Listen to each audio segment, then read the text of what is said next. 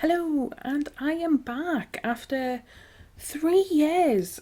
But I'm going to be drawing Pokemon with a twist this time. Now, last time I drew Pokemon, I wrote out all 151, but this time I'm going to be using a number generator because it saved me about an hour and a half. So first up, we have Parasect. Now, I don't think Parasect's really anyone's favourite Pokemon, let's be real. No offence, Parasect. Not even the best crab Pokemon, let's be honest, because Krabby and Kingler exist. And always reminds me of that section of the Pokemon Blue game that I didn't like because I'd hate the cave bit and I've got to use all my repels. But anyway, my idea was to make this a bit more sinister, like change the colour scheme, make Parasect essentially blend into the cave, sort of like a rock Pokemon-ish. But it didn't really work the way I wanted it to. I mean, I think it looks good, but I actually think it looks way cuter than normal Parasect. If anyone has played Stardew Valley, it sort of ended up looking like the little rock crabs from there. Which isn't necessarily a bad thing, because I think it looks adorable. Um, but yeah, I am using, for colouring, I am using Copic Markers that I've had for a very long time. So some of them have dried up a little.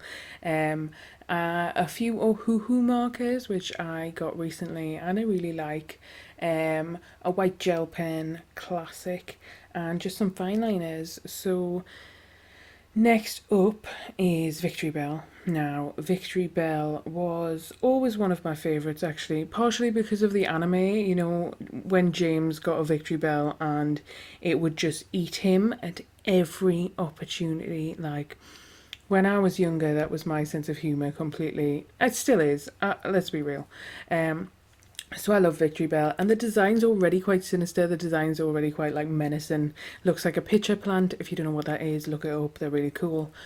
So I kept the design similar, made it a bit shriveled, holes in leaves, evil eyes. You know, the classic trifecta. More teeth. If in doubt, add more teeth. I muted the colour scheme, so I took the bright yellows, the bright greens, the bright pinks, muted them for lighter yellows, darker greens, and got rid of the pink completely because I just didn't want to put it in. Yeah, I was really happy with this. I think it looks quite menacing at the end.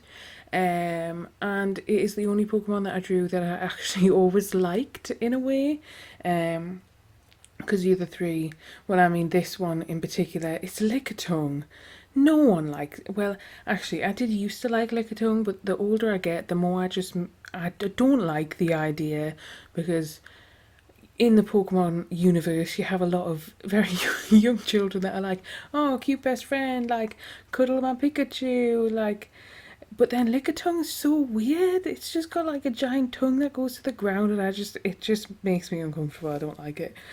So I thought, what's worse than that? A giant tentacle, and that's what I did, which in hindsight was a bad choice.